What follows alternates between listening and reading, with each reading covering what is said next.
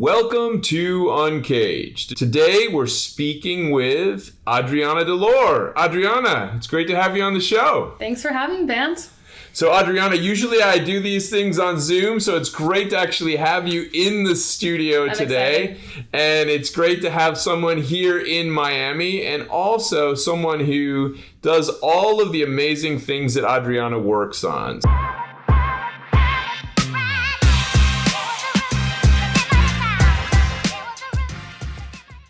So Adriana, I guess probably maybe the one way I could describe you is an unconventional innovation strategist. But certainly as we go through the conversation today, you'll see that Adriana does a lot more than innovation strategy. She's very active on commercial modeling, growth for companies of all sizes, but somebody that really has been fortunate enough to play a key role in the creation of digital models, digital businesses going forward. So we'll go through all of that fun stuff.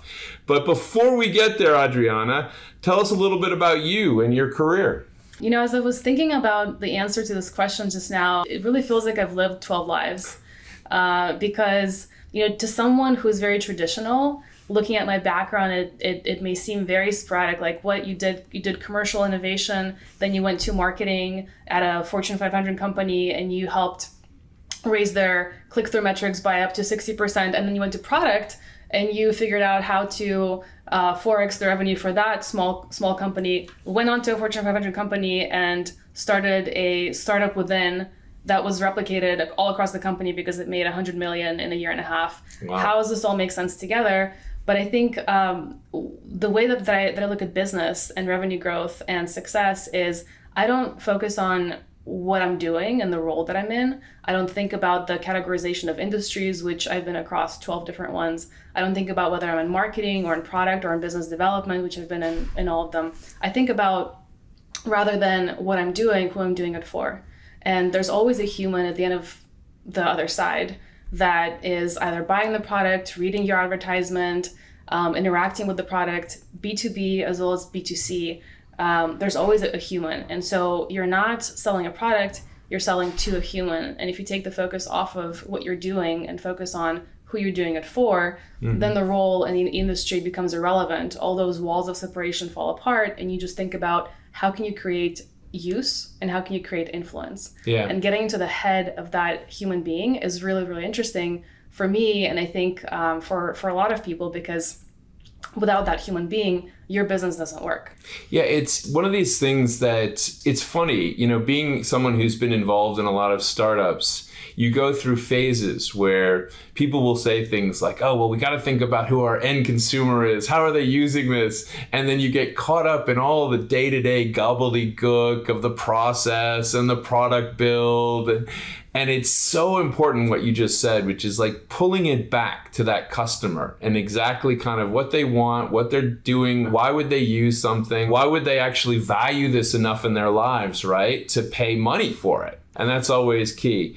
So, I mean, Adriana, you've been working on a lot of amazing stuff over the last couple of years, but tell me about some of the key things that you're most interested in right now.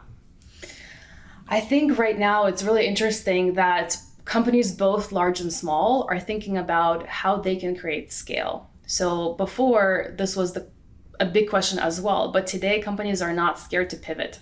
I think it's a bigger fear for larger companies than it is for small companies, because as a large company, you have to pay your dues to your stakeholders, to the market, to the shareholders. You can't really make shifts that are too big. And even if you're thinking about, you know, what's next with the next wave of 5G or LLM with the new generation of AI, you really can't make moves that are too large. Smaller companies are a lot more fortunate because if they want to pivot, yes, it's still challenging, and yes, they're still financially constrained, and you have to make sure your investors and the board are on board, but you can make those changes, and you can go from being a feature and reliant on being integrated into large companies' technologies to actually scaling your product to consumers or to other small businesses and becoming very self-sufficient. You have that power, and you're able to do that a lot more seamlessly than a large company. And so I'm really excited because now smaller companies are realizing that, and those that come to me ask this question of, we can pivot into all these directions. which direction is best to pivot? How do we prioritize the thinking? How do we know for certain that this direction is going to get us to where we're going? Because we're taking a risk. Yeah. We have promised our investors that we're a feature within this technology and we're sold to large telcos or large tech companies. But now we see this other opportunity. How can we create certainty that this is the right direction for us to go? Yeah, I find that you're in such an interesting kind of connective point because, I was at an event last night. It was for fintech here in Miami, and they were talking. I had a woman from Google there, and she was talking about how, we should not be afraid to pivot if necessary. She used the example of Instagram being, I guess, originally a whiskey app. I actually had never heard that before. Never heard that either. So, whiskey, really? So supposedly it was a whiskey app, and then they realized that they were something different. And I think that in your kind of combo skill set, somebody who deals with innovation, new ideas, but then also is kind of like trying to figure out like where it fits on that commercial side so you can scale it, actually turn it into a business. It's really finding that area, that sweet spot of what is it? Like, okay, so you're a whiskey app, but are you really a whiskey app? Oh, you've built this whole machine learning layer behind that actually might be really a much more interesting solution, right? So I think that's really a valuable area. How do you go about kind of like marrying those two kind of areas together of innovation and kind of that push that we really have now, perhaps more than over the last 10 years, really, to find that kind of commercial sweet spot faster? I have been in front of the C-suite at large makeup companies, Fortune 500, to small mom and pop shops, to Series A companies that I was advising, and it's the same situation. When you have a whiskey app like Instagram in its early days, and then you have this great technology behind it, and you're like, wow, the technology can do all these things. You focus so much on the technology and where you can take it to market. It's like, I have this whiskey. How do I sell this whiskey? Whereas if you, and this seems so counterintuitive because as a business, like how can you just say, oh, let's just forget about this business for a second? But you have to kind of forget about what you have. And you have to look into the world to see what are the trends happening in the world. The worst mistakes people make is they'll take this technology and they'll create a couple of ideas around, the trends that they're reading in different reports, and they'll say, well, maybe it's these 5 things that people will like, and they'll ask people, do you like this? Do you like these 5 things? Oh, which one of the 5 things would you choose? And then they go with that direction of the business, which misses so much of what is unsaid. If you forget about the technology that you have and the questions that you want to ask and ideas that you have because you're innately biased towards this thing that you're building, and you go out in the world and you say, what are people struggling with? What are people doing in innovation spots like, deserts and Arctics where it's difficult to do something? So innately people are innovative. What are people struggling with in big cities like New York? P&G, for example, the way that they invented Tide Pods is by following people around when they were doing laundry in the most difficult city in the world to do laundry, in New York City. So they would follow people around and carrying, the laundry loads 3 blocks away to the laundromat. Yeah. And they were like, wow, there may be a better way to do this. Like, if we ask you, the human, how would you rather do laundry, or how could you improve it? They would probably say, make the detergent smell better, make the detergent box smaller, but they would never come up with a Tide Pod. Like, who would even think that, right? Yeah. It has to be someone who knows the technology really well. Yeah. Observing a human who would be making a decision about that technology and their life and figure out, oh, wow, in this aspect of their life, you don't know this, but we could fit in here. And that's where the magic happens. Yeah. And so when you take the observation route and you try to understand the process of the person that you're going to be selling to and their day-to-day life, then you try to solve their problems, and guess what? Your product changes. Yeah. Because what you thought you were going to build, if you change it just by 20%, it'll better relate to what you're trying to solve, and then that person will more likely want to buy it. And so the uptick is more in this whole cycle of innovation, and you scaling your company starts working really fast. And some companies get really lucky and they just get it right, and they didn't do this, and they'll say, oh, whatever, it's so easy. We made the choice. Look at us. We didn't have to do this whole right. And then other companies are like, oh, we'll just ask the customer. We'll go do research and we'll do the surveys and ask them what they want and give them exactly what they want. and they wonder why customers don't buy it. Yeah. Right. Yeah. And there's a reason for that. So that's a whole separate question. But if we get there, I can tell you more about that. Why people don't buy what they say they're going to buy. Well, I'd be fascinated to understand that more for sure. But I mean, Adriana, I know that you have loads of folks that you talk to in the startup world, in the kind of large company space as well, that are innovating. When you think about kind of where we are right now, what's kind of top of mind for them as they kind of approach innovation and coming up with these kind of new commercial opportunities? I mean, I think the smaller you get, the more tricky it becomes, because any small company would say, well, funding's a priority, because I can't just do whatever I want. I have to stick to what I promised the board, and I need to use the funding for these things, or I don't meet my goals and I look bad, and etc. And actually, if you look at big companies and they answer to shareholders, they can't be like, oh, we'll just dedicate $2 billion to innovation because guess what? We're not doing great in the market. So, forget innovation. Let's make sure we sell more, more technology or more phones or whatever it is that we're selling. But I think that in general, at different levels, there's really three things that companies are focused on right now. It's how to prioritize the opportunities at hand, right? Like there could be many pivots, there could be many ideas, so much can be done.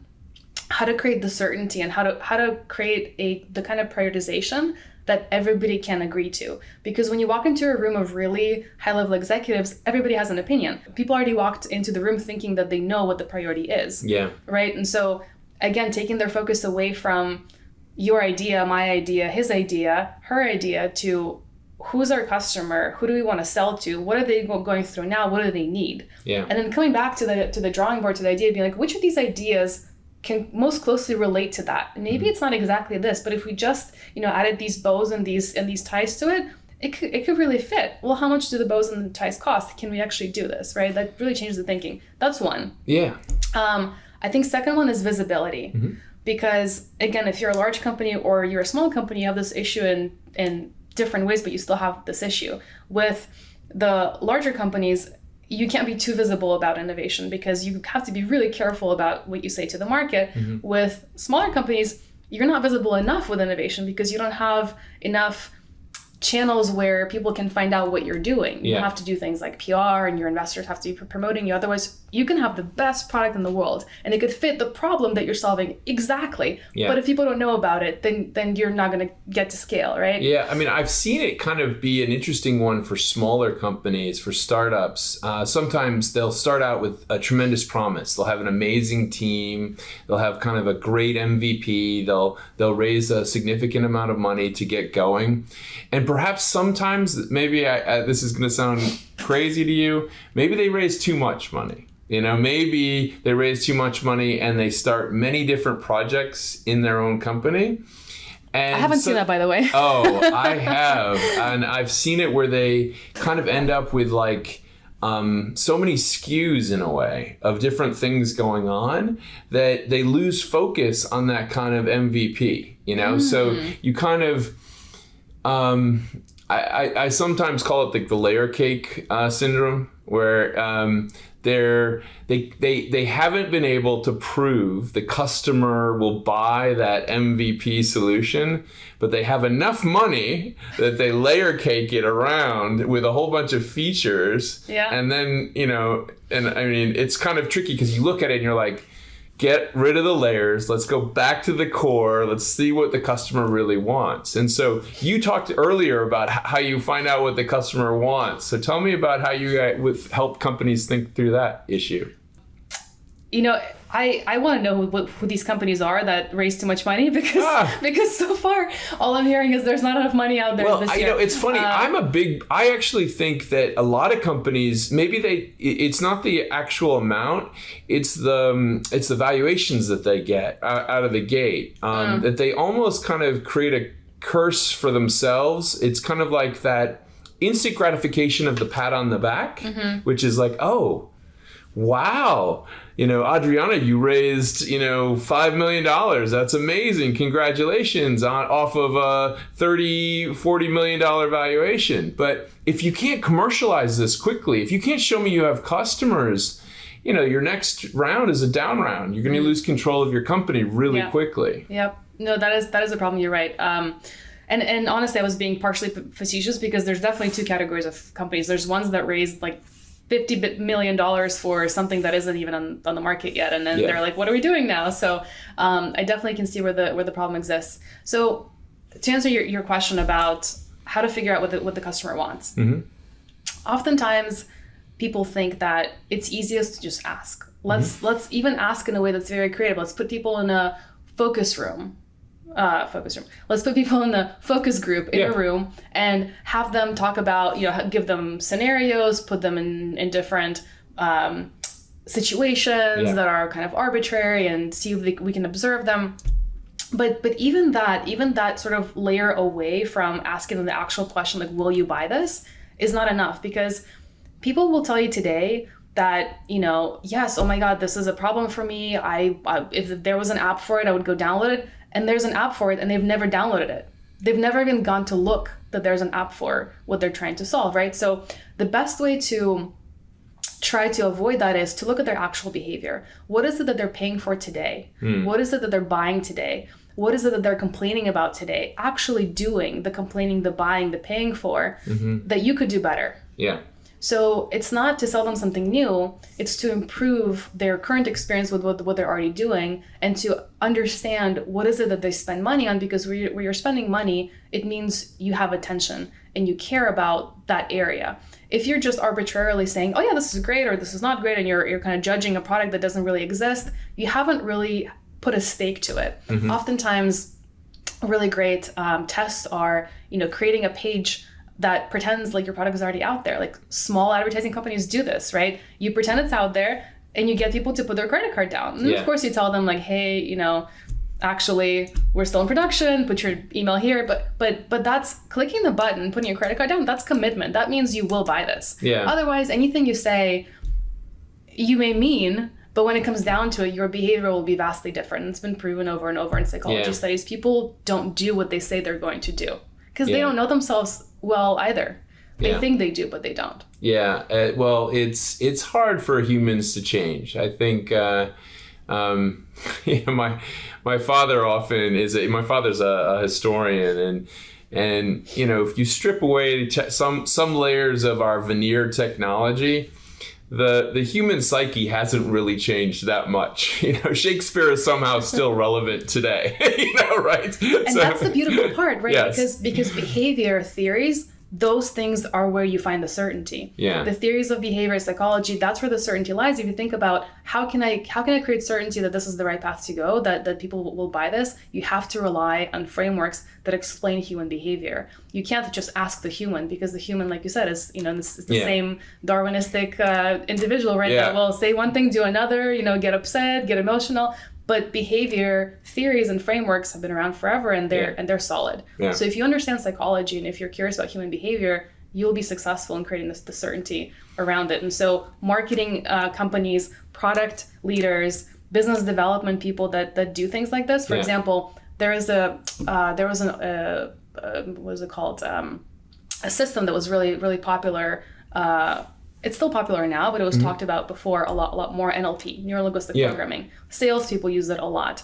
It's also applicable in therapy, because what it does is it increases the amount of options in the room for a person. It changes someone's thoughts and behavior, and it helps them see another way that they're not seeing because of the Darwinistic brain, right? It kind of shows them, oh, you can look, if you look at this in this way, it actually opens up more options for you that you're not seeing. You're like, oh yeah, great. That means I'm going to buy this, right? So, but in order to do NLP well, you have to study NLP, right? You can't just be like, oh, well, we're going to change your thoughts and behaviors. We're going to give you more options. That doesn't work. You have to understand how to do it. Yeah. And so I think if more understanding of human behavior was taught in schools, applied in marketing and business development and product, then everybody would be doing well. But then again, that would be the status quo, and then I couldn't be sitting here and telling you, hey, I have this special talent of helping companies.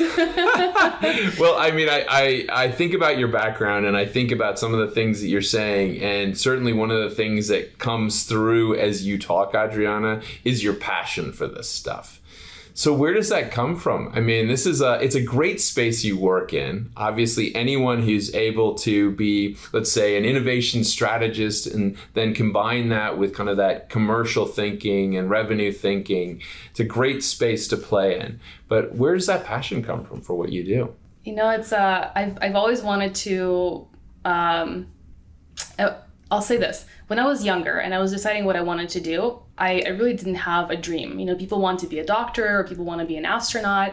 I changed my mind every 30 minutes when people asked me what I wanted to do. I wanted to be a painter and a singer and a teacher and all kinds of things. And finally, when it came time to study something, I told my dad I wanted to study psychology and I couldn't explain it because I didn't want to do therapy for sure. But I said, Dad, I want to do experimental psychology because in my mind that made sense. Like, let's do experiments to figure things out, how people behave. And he was like, absolutely not. You will not make any money. By the way, my dad is Ukrainian. Okay. That's where I was born. And so in that, for that generation of parents, you're either a doctor, a lawyer, or nobody. Right. That's it. Those are the only two professions you have. And otherwise, you're not credible. You'll never make any money. I mean, and that could be you'll America go to jail. too. That could be America too, Adriana. I think that's almost every parent seems to be doctor, lawyer, and then everything else. Yep. So that's, you know, those seem to be stable careers that generation feels is the most humble and profitable thing to do. But I think because I wasn't able to study psychology, I went off into all kinds of different paths. I studied biochemistry because I wanted to please my dad, and thinking that I may become a doctor. I never intended to be a doctor. I had a backup plan to be a scientist. And I worked in a lab actually doing science experiments. I applied that then to work for a pharma company, but I went to do business. And I realized that the way to solve problems is a framework. And the problems are similar across the different spaces that I've seen. So I could study science, I could solve problems in business, and I could think about how people behave, and I could still apply the way that I think about things and solve problems in that way. But psychology followed me around my whole life. Right. I never studied it formally, but I talked about NLP and other frameworks, like even down to design thinking, something that's very prominent in organizations. That's a form of psychology. That's design psychology applied to business problems, right? Little bits of insights like that I've collected over the years. I've even studied like hypnosis and how that affects the brain, right? Because it's not so much about hypnotizing someone, but what makes someone susceptible to suggestion and language, right? Language strategy is all about how you say something to someone, right? So these non-traditional ways of thinking about psychology I've collected over the years, and the passion I think for what I do today is partially that I get to still do psychology in a way, and I'm thinking about collecting more of these random ways to do it, and partially because I have been in rooms with C-suites who are trying to solve big problems like, how do I reinvent brand loyalty in the digital world when people aren't loyal to brands? Right. And then doing things like design thinking and applying some of the other psychology frameworks to figure out how they can solve that problem through digital.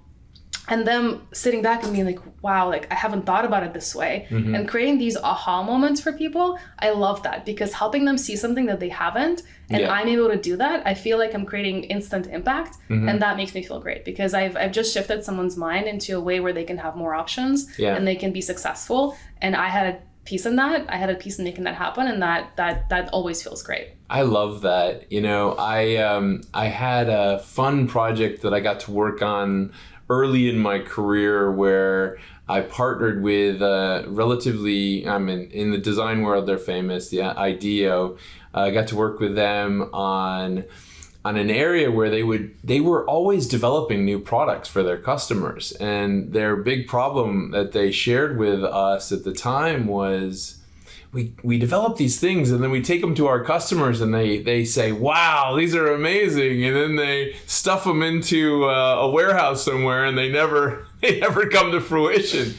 And so the goal was, in some ways, to do part of what you're talking about, but from probably from a marketing spin, which was to take those ideas and to try to find the understanding of the customer so that you could find those triggers, the triggers to connect into their lives, to make it relevant.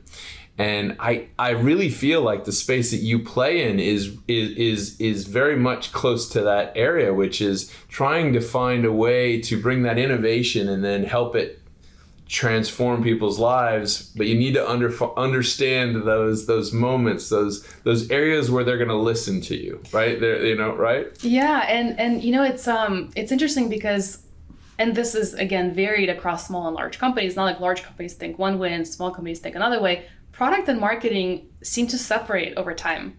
And product seems to think, well, I'm going to create this really cool technology. This is so cool. This is so relevant. Go find a market for it. And marketing has to go execute. Or marketing is like, we have these really cool insights. We want to figure out how can this be applied to product. Here's the insights. You go figure it out. And it's not often that they work together, but when they do, and marketing brings insights, it's like, actually, people would use the product this way, but it's not possible because it doesn't do these things. And product's like, oh my God, if we just do these things, then it's going to go to market and it's going to create scale. Yeah. But the mutual respect and mutual collaboration doesn't always happen in this way. Yeah. And the more the time passes, the less these departments communicate, and what you're saying is more and more difficult to do. Yeah. So usually having someone from the outside come in and say, hey, let's try this, works so much better than trying to do that internally, because internally there's politics, there's habits, there's people's feelings, and it's just much more difficult to give priority. But somehow an outside party is the mediator and therapist for everyone, and all of a sudden it's okay to try something new, right? So Adriana, I mean, one of the things about companies as they're coming to market, they build kind of perhaps these internal positioning, maybe mission statements. They think what they're all about, and it makes sense to them and their little crew. But how do you help them translate that in a way that it means something to the outside world? As I was saying before, companies focus so much on what to do. So let's do marketing, let's build this product, let's talk to these people, we have our target customer, let's make the whole funnel work. But they don't think about what they're going to say. And thinking about what to say really matters, because it's that psychology aspect of how to get someone to do something. Just because they read about your product, just because they understand what it's about in theory as a description, doesn't mean they have a reason to buy it or to believe in it, or they will even apply it to the problems in their life. If you can apply it to what they're trying to solve, you'll be much more successful at getting that traction. For example, I recently talked to a coaching platform that wants to sell coaching services to enterprises. Okay. And the tagline says something like, a marketplace that democratizes access to experts. And if you think about that tagline, okay, so it's a marketplace, democratizes access, there's lots of experts on this platform, okay, but why do I care? Let's say I'm an enterprise, which is their to be honest with you, when I hear that line, it's like, oh, I've read that line in a business plan somewhere. Democratizes like the next big word, right? Access, democratizes. Yeah, exactly. And so it's not a bad tagline. It describes exactly what they do. But if I'm their target customer, which is an enterprise, and I come to the website, I'm like, okay, how are you? Why you? I can spend my money on employee wellness in so many places. And so I asked those questions as we were talking about positioning and framing the message. And I asked, why would they choose you? What is it that you do differently? And so she said, the founder said, well, we have these great coaches. And by the way, we can measure progress over time. Companies, enterprises really care about whether or not they're making an impact on their employees. And so I said, well, how about you say measurable human wellness or measurable employee wellness? If you're specifically sure that you're going to target enterprises, measurable employee wellness. That like hits right there, right? It's exactly what they're trying to do. Tell them what they're trying to see, right? Yeah. What to say is really, what is it that they want to hear? What does that person on the other hand want to hear for them to be sold? Yeah, right. No, I love it. It's don't say what you built, but say it in a way that actually will have meaning and traction for them. That's great. Exactly. Just making it make sense is not enough. You have to make it the very thing that someone's looking for, and say it in that way. So rather than saying the description, you're saying something that someone wants to hear. And that's the thing that's hard to find. Yeah. And what I love to do. So cool. So I'm gonna ask you a question. Really, here we are at the latter part of 2023. We're going into 2024, and imagine yourself, Adriana, as someone who's a guide for a company that's coming, that's maybe raised a little bit of money, a Series A, Series B, and they say, Adriana, what should we be doing? What's going to happen in 2024? What would you advise them going into next year as to prioritize? I think that every company that's thinking about how to best spend their money and how to best think about 2024 has to realize three things. One is that every company today is a digital company. No matter if you're selling shoes or software or services, you have to have a digital presence. You are a digital company. Second is that every company is a marketing company in the business of marketing. If you're not doing a good job marketing, then no matter how great your product is, people may find out about it because you're probably hired an agency and they're doing everything they're supposed to and they're posting things and they're writing things and you're like, there's content, there's visuals, why isn't this working? But the way that you say it and making sure that you're talking to the right people and understanding what makes them tick, that's the difference. So every company is a digital company. Every company is in the business of marketing, and you're not selling a product, you're selling to a human being. So when you focus on how to get someone to do something, what to say to them, and translate that into, okay, if we say this to them, can we back it up with product? Right. That's what makes your whole cycle work. And I think when you're thinking about your product and you think about your go-to-market and how to best spend your money, if you feel like there's more room for certainty in understanding that person at the very end is going to be making a decision about buying your product, and your company relies on that decision to grow and survive, you have to be very certain that that decision is going to be made in the way that you want it to and will continue to be made. So I think that in 2024, more and more people are beginning to rely on things like AI. And AI is great as a tool, as a supplementary tool, but it's not a replacement for content, for example. Everybody was like, oh, we'll just write marketing content on AI. Yeah, it's going to write you marketing content. It's going to be fine. It's going to sound great. It'll sound like the things you've heard online or seen in different posts, but is it going to be effective? AI doesn't understand the psychology of your customer. So it can surely make something sound better faster, but understand the psychology first and then go to AI. Yeah, I think you nailed it. AI is something that will critically elevate what companies can do and individuals that are practitioners in certain spaces, but it's kind of like that wonder ingredient, it's that, in all these energy drinks, it's the lion's mane mushroom that you put in and then suddenly, it's magic. You take it to the next level. I'll tell you a funny story if we go have for time. It. Yeah. When I was working at IBM, and Watson was the big topic of conversation, customers used to ask about Watson, and they would say like, well, can Watson come in and figure out what's wrong with my supply chain? Can you just send them in there and you'll just figure it out? And it's really interesting how people see AI as this magical, it's just magic. AI is magic, right? And I do agree, technology is magic. Technology is the modern day's magic because it does things for you and really fast. But AI to me still is like a child. And depending on who the parents are, depending on who the teachers are, you shape the AI and how good it is at school, at math, at behavior, at people. And so depending on who trained the AI and what kind of books or information the AI was given, that's the best that it could do. Right. So even today with advanced language learning models, LLM, and ChatGPT, AI has gotten a lot better than Watson was before, depending on what you're trying to do, I guess, when it comes to writing content and things like that.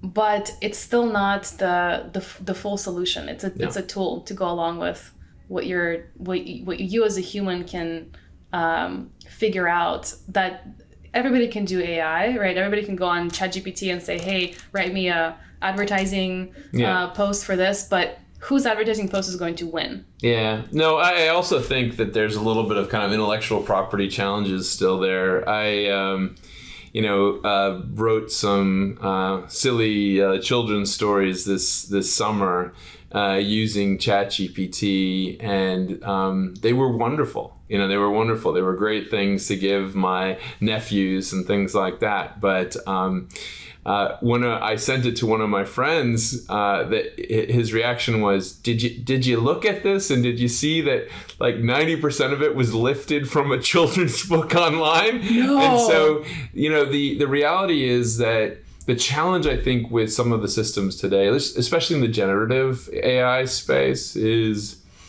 that they're really smart in knowing what is good and has authority on a specific topic and a specific narrative, but they're not. It's not a system that's particularly good in respecting intellectual property. So that's I think going to be one of the challenges. I even used it looking up my own book, and I said, hey, can you give me a good synopsis of Ben Breen's thesis on this, and this? And it wrote a beautiful synopsis. Of course, 90% of it was from a synopsis that had been written by a publisher. It was like, I don't know how we're going to deal with this or what. I have heard of this problem. I didn't realize it would do it to such extent. But of course, right, like it goes out into the internet and it pulls the closest thing. Exactly. It's not going to come up with it on its own. It's going to go and find it somewhere and collect it and put it together. Yeah. So piecing it, Frankensteining it together can sometimes be very dangerous. Well, Adriana, it's been amazing to have you on the Uncaged show. If someone wanted to chat with you and talk to you about some of these areas and get your guidance, especially on those last 3 points, bringing kind of digital marketing in, and really the understanding of the humans and customers together, where's the best place to find you? My LinkedIn profile probably would be best. I'm very responsive on LinkedIn. Just Adriana Delor. I think I'm the only one. I'm pretty sure I got lucky that way. So LinkedIn.com//Adriana Delor. Awesome. And I think that it's a very exciting time to be thinking about innovation for companies large and small. Yeah. And when it comes to things like revenue growth, that psychology of language strategy and your positioning in the market and how you go to market is so important. So I love talking about this stuff and would be happy to chat. Yeah, well, it's been a blessing for us. Thank you so much for being on the show today. We've been speaking with Adriana Delor about really kind of a fascinating area, which is, every company talks about the need for innovation, and companies large and small try and search for it all the time, but trying to marry that together in a way that drives commercial success and comes up with a go-to-market approach that actually has some traction and then can scale. Well, that's kind of the magic. So we've been blessed to talk to Adriana, who's an expert in that space. So thank you again for being on the show, and we look forward to having you back.